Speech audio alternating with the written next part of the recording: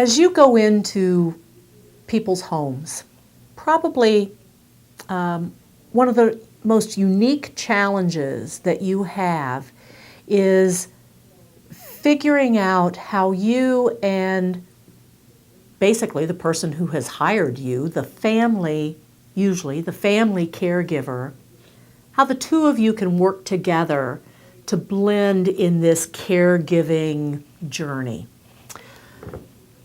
In the past, we have often thought, as professional caregivers, we have believed that when a person calls us for our assistance, that they no longer want to be a caregiver, that they want us to come in and replace them as a caregiver.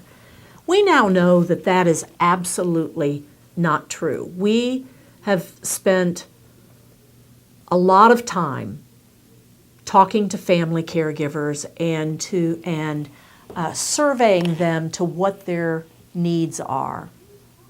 There's a couple of things that really stand out about this. One is, undeniably, they all say their number one concern is that the person who is taking care of their loved one understands the disease. So they want to know that if you're coming in to take care of their spouse or their parent or their friend, that you know about this disease process, that you have been properly trained about this disease. They themselves are becoming much more savvy about the disease as well. It used to be they didn't know anything about it. They put their loved ones in our hands, believing that we were the experts and whatever we knew and did was what had to be, because we were the ones, we were the professionals. That's not really the case anymore. We know that it is important to them that we who work with their loved ones are well trained. It is also important to them to know that we understand that it's not that they don't want to be caregivers anymore. They still want a role as a caregiver. They just don't want to have to do it in the way that they've done it in the past anymore. So they are calling for our assistance, not for us to take over. They are calling for our assistance to help them take care of their loved one. So really, it's different now. And we've also had situations, I know, in the past where we have some family members who call us in and they don't want us to make any decisions. They want to make all of the decisions.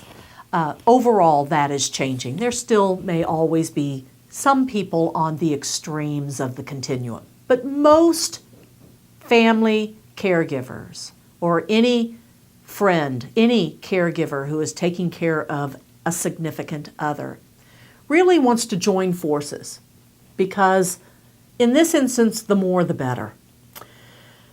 So although I could sit here and tell you a lot of specific things that you need to do with families, some of that information will be in your handouts, but what you mostly need to know is that all of these people are individual. They have all been involved in this person's life in one way or another, whether it's presently or it's been in the past, but they have some connection with this person in some way, and they still want to be able to contribute to this person's life. And we now know that family members hold the key often in what this person's needs are, what this person likes, what this person doesn't like, what this person's lifestyle has always been. So I can only tell you that you go in with the expertise of dementia care, understanding the techniques that are needed to work with somebody who has this disease process. But the family member is bringing to this relationship the knowledge of the personhood of this person that you are caring for.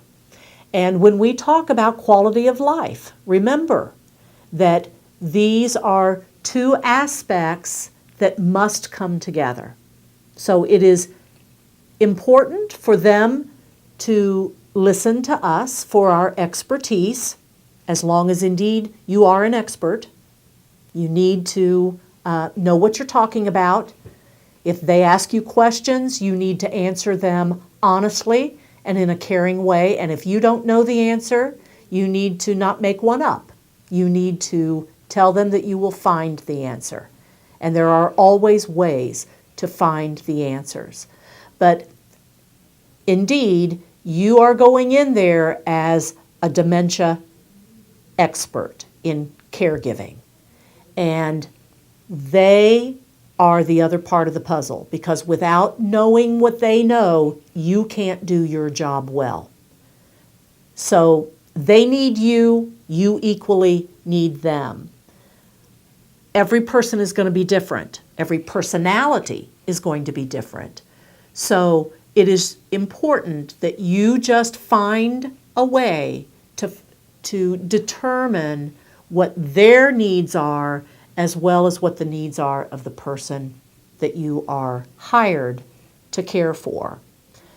Our family caregivers are under a tremendous amount of stress. They may not appear stressed. They may appear to be overly concerned. They may appear to be not so concerned. Whatever the outward appearance is, we can guarantee you that in some way they are feeling stress. If they were not feeling some kind of stress, they would not be calling upon you. So you need to understand that just like the person that you are caring for who has dementia, as that person cannot deal with stress, they start showing signs of anxiety, looking like behavior. We may indeed see some of that in some of our family members. Recognize that they are grieving. They are grieving a physical loss. They are grieving an emotional loss. They are doing what is called anticipatory grief. So they are in a situation where they are suffering a multitude of losses, one after another. So it is this buildup of great loss, little chunks at a time. I encourage you not only to remember that as you are talking with family members, but again, look at all of them individually and be open, be honest, let them know that you need them, that you want them to be part of this, and be sure that the communication is always flowing back and forth between the two of you, because what is most important for this person that the two of you are caring for, what is most important is that that person has a consistency of normalcy. So the way things are done in their home with their family members needs to continue to be the way things are done in their home when you are with them, unless it is detrimental to them and the family has not been educated to that. What do you think creates an atmosphere of trust between yourself and the person coming in to the home that's helping? I hear it. Well, we talked about this. You had mentioned being able to look someone in the eye, how important that was to you. Always. That's it. You felt like you could tell if there was a connection or if there was something wrong. Yes. Yeah. You know? Yeah, that was important. From my perspective, I think trust is earned, and the only way you do that is by being scrupulously honest and forthright, and you don't ever breach that trust, because we all know from relationships, if that happens, you don't ever get it back sometimes. Yeah. So it's always about, that's a forever thing. You earn that trust every day. So I try to keep, that's another one of my mantras I just try to keep in mind, you know. Because, you know, and I had said this to Sally at one point, that trust will become more and more important as time passes. So it's better bank it up. Yes. Because things could happen. What do you think, Sally, home care workers in general, it's good for them to know about what you're going through as a caregiver? Your mind never stops. You are constantly on edge. There is even when he's at the office and in the good care of Jerry, I'm thinking, oh no, wait a minute, I need to be home and I need to think about dinner. And somehow everything has gotten so crowded in my head. I'm forgetting things. It's just a buildup of stress. And I think, it's important for anyone else who comes into the household, as Jerry said, not be part of the problem, but to be sympathetic or empathetic anyway with what we're going through. Because, I live with it 24/7. What is your hope for the care that you receive in the days ahead? Whoa. Just simple things that you feel are important to you. That's big. Family. Key. I love your answer that you treat them like they're your family.